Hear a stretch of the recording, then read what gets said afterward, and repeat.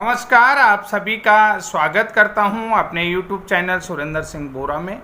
साथियों, आज का जो मेरा वीडियो है ये पूरे देश के बीएड प्रशिक्षित अभ्यर्थी भी देखें और साथ में आप लोगों से उम्मीद करता हूं कि ये जो वीडियो है माननीय सुप्रीम कोर्ट के जस्टिस सुधांशु धूलिया जी तक ये वीडियो पहुंचना चाहिए। जैसा कि आप सभी लोगों को पता है, आरटीई एक्ट 2009 के सेक्शन 23(2) जो कि एक मैंडेटरी सेक्शन है, मैंडेटरी रूल है, उस रूल के तहत कुछ बीएड अभ्यर्थी कुछ स्टेटों में वैलिड थे, मान्य किए जा रहे थे, कुछ अभ्यर्थियों को नौकरी मिल रही थी।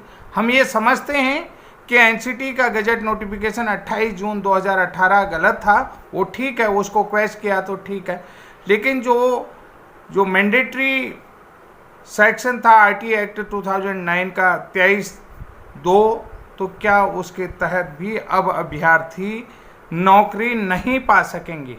तो आइए बात करते हैं कि आखिर मैं आज आपको वीडियो में क्या सच दिखाने वाला हूं। उस सच को जानिए कि जिस सच को लेकर के माननीय सर्वोच्च न्यायालय ने फैसला दिया है, लेकिन वो सच कितना सच है और कितना सच नहीं है। तो ये सारी बातें आप लोगों को वीडियो के माध्यम से और कुछ पिक्चर्स की तरह, कुछ पिक्चर्स को मैं क्लियर करूँगा, कुछ कटिंग्स को, अखबारों की पेपर की जो कटिंग है उस कटिंग के माध्यम से आप, जो मैं पिक्चर लगा रहा हूँ उस पिक्चर के माध्यम से आप स्पष्ट हो जाएंगे कि क्या अभी सभी राज्यों में पर्याप्त मात्रा में डीएलएड प्रशिक्षित हैं या नहीं हैं। तो आइए समझते हैं कि क्या कंडीशन है। आइए हम बात करते हैं उस सब प्रावधानों में जिन प्रावधानों के तहत BEd versus BTC supreme court का फैसला 11 अगस्त 2023 को, Devesh Sharma versus union of India और रिव्यू डिसीजन जो है कि 8 अप्रैल 2024 को, और BEd versus BTC Chhattisgarh supreme court का डिसीजन 28 अगस्त 2024 के बाद, क्या देश के सभी राज्यों में डीएलएड अभ्यर्थियों की पर्याप्त संख्या को लेकर के पूरे देश के सामने मैं एक तस्वीर रख रहा हूं।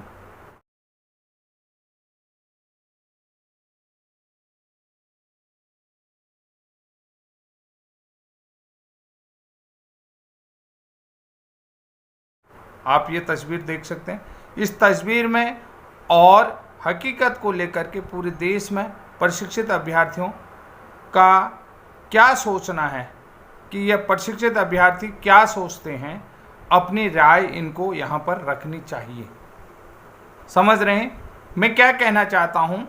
कि जो सुप्रीम कोर्ट ने फैसला दिया है, कि सुप्रीम कोर्ट के फैसले के बाद देश में, यानी कि डीएलएड अभ्यर्थियों के पर्याप्त संख्या को लेकर के देश के सामने जो मैं तस्वीर रख रहा हूँ कि क्या पूरे देश में डीएलएड प्रशिक्षित अभ्यर्थी हैं।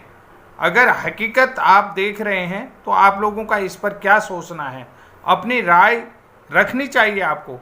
डीएलएड की तरफ से माननीय सुप्रीम कोर्ट में पैरवी करने वाले विद्वान वकीलों को भी सोचना चाहिए कि स्कूलों में अध्यापकों की कमी होने से क्या बच्चों के फंडामेंटल राइट का हनन हो रहा है या नहीं है। जो फंडामेंटल अधिकार हैं बच्चों के, आरटीई एक्ट के राइट टू चिल्ड्रन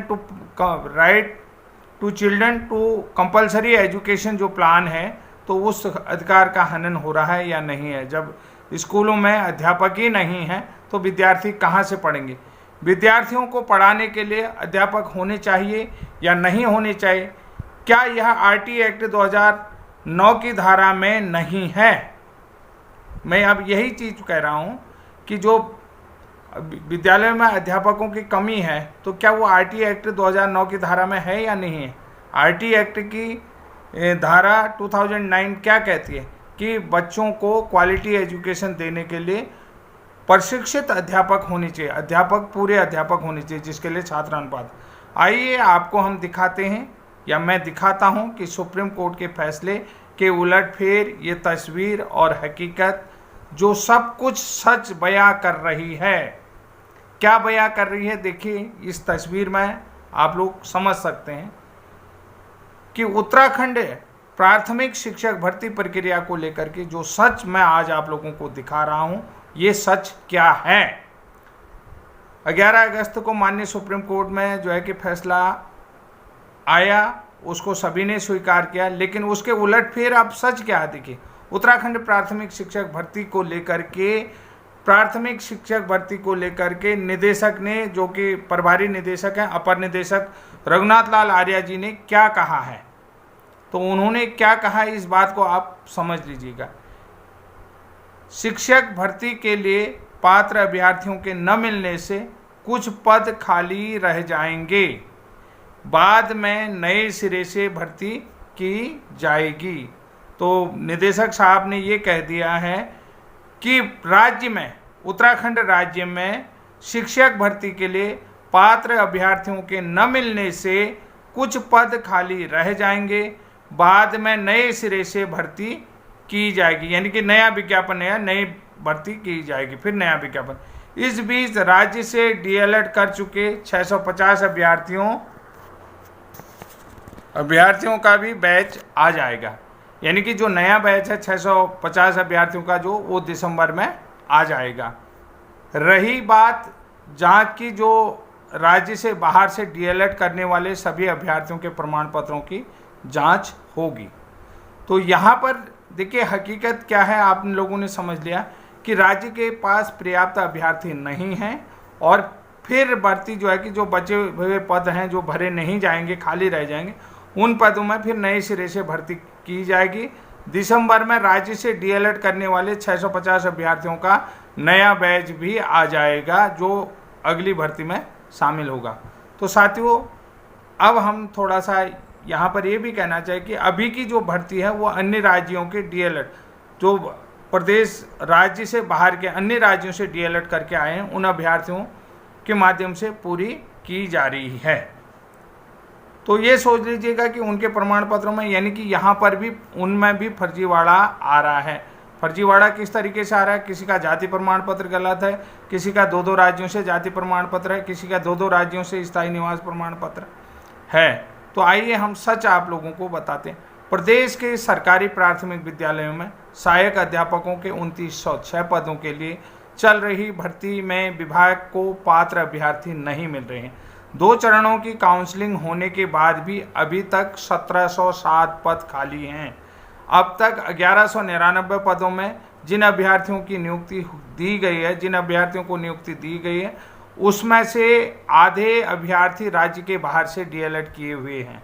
कुछ अभ्यर्थियों के मुताबिक बाहरी राज्यों से डीएलएड वाले अभ्यर्थियों के प्रमाण पत्र और स्थायी निवास प्रमाण पत्रों की जांच की जाए तो इसमें फर्जीवाड़ा पकड़ में आ सकता है।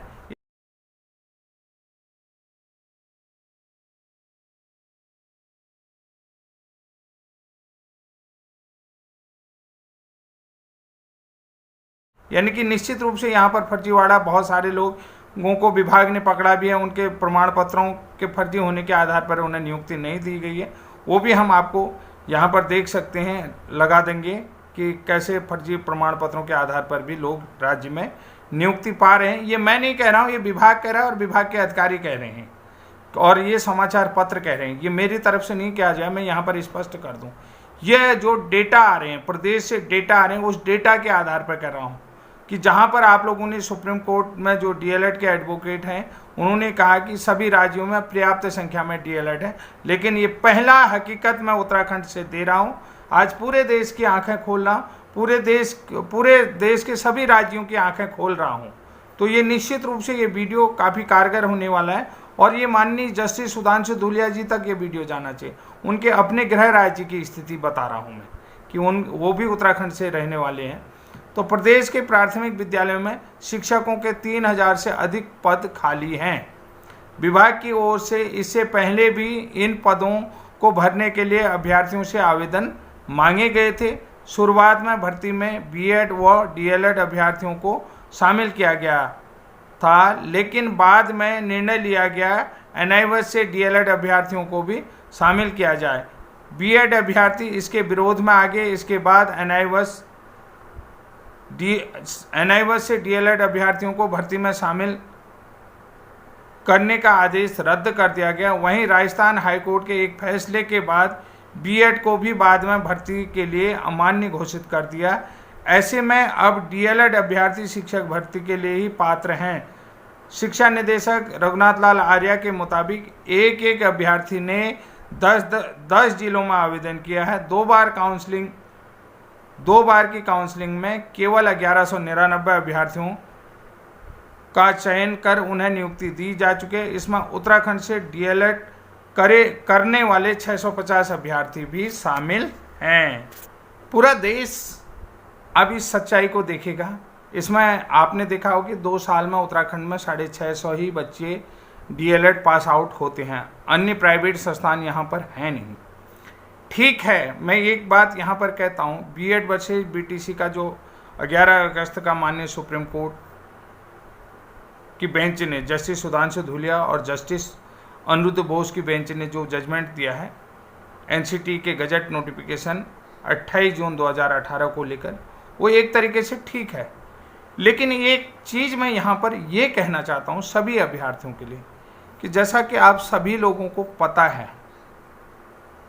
ठीक है, आरटी एक्ट का सेक्शन 23 जो है वो मैंडेटरी है, कि वो क्या है, मैंडेटरी है। आरटी एक्ट का सेक्शन 23 क्लॉज 2 में कि अगर डीएलएड अभ्यर्थी पर्याप्त संख्या में नहीं होंगे, डीएलएड अभ्यर्थियों के न मिलने पर बीएड को कंसीडर किया जाएगा। ठीक है, तो किया जाएगा। अब तो देखिए, जो एनसीटी का गजट नोटिफिकेशन रद्द हुआ उसके बाद तो बीएड प्राथमिक के लिए किसी न किसी प्रकार से भी योग्य नहीं है, अमान्य घोषित कर दिया है। तो लेकिन अब ये जो धारा है, मैं आपको जो सेक्शन कह रहा हूँ कि मैंडेटरी है, अनिवार्य है, इसे बदला नहीं जा सकता है। तो अब ये जो है कि इसे बदला नहीं जा सकता, तो इस सेक्शन का हमारे लिए क्या महत्व हो गया, आप ये बताइए।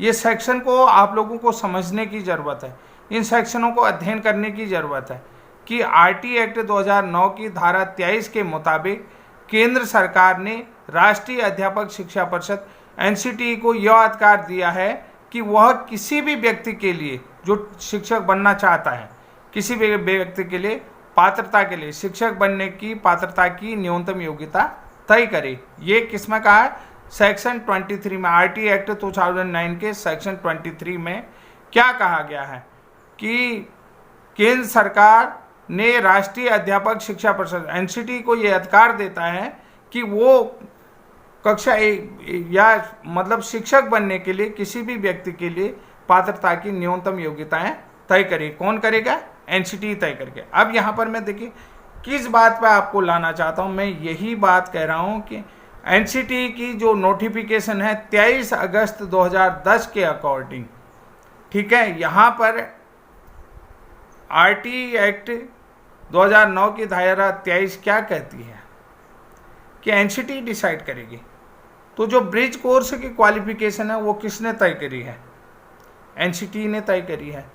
तो अब जो है कि आरटी एक्ट 2009 की धारा में उसमें जो 6 महीने के ब्रिज कोर्स प्रशिक्षण को लेकर के भी क्या प्रावधान बनाया गया है, और एनसीटी के गजट नोटिफिकेशन 28 जून 2018 के नोटिफिकेशन में क्या प्रावधान बनाया गया था, कौन सा प्रावधान का अब जो है कि वर्तमान भर्ती में भी उल्लंघन हो रहा है। ये आप लोगों को समझना है कि देखिए हिंट ही काफ़ी होता है। तो साथियों, आप लोग आज समझ गए होंगे कि जो ये बेहतरीन वीडियो है, इस बेहतरीन वीडियो को आप समझने का प्रयास करें और पूरे देश तक पहुंचाने का, मुझे ही नहीं आप लोगों का कर्तव्य, उत्तराखंड के एक व्यक्ति को भी जाता है तो वो जो है अपना शेयर करे इस वीडियो को। आप लोगों से निवेदन करता हूँ, आप लोगों से हाथ जोड़कर विनती करता हूँ, मेरा काम है मुद्दों पर काम करना। ये मुद्दे जो हैं कि देश तक पहुँचने चाहिए, कैसे नहीं, आपकी बात सुनी जाएगी, लेकिन आप एक बीड़ा तो उठाएं। ये वीडियो जो है कि अपने व्हाट्सएप में, अपने फेसबुक में कि एक दूसरे को शेयर तो करें। कैसे लोगों तक नहीं पहुंचता है कि पहुंचेगा, आवाज़ उठेगी, ठीक है, हक की लड़ाई के लिए लोग आगे आएंगे और ये हक आपको मिलना निश्चित है। तब मिलेगा जब आपकी बात सब तक पहुंचाई जाएगी। हकीकत यह है कि अपनी बात को सब तक पहुंचाओ, ये प्रयास करो। अपने व्हाट्सएप ग्रुप के माध्यम से भी ये जो चीज़ें हैं इनको लोगों तक पहुंचाओ, अपने साथियों तक पहुंचाओ। तो साथियों, आज के लिए इतना ही। तब तक के लिए जय हिंद, जय उत्तराखंड।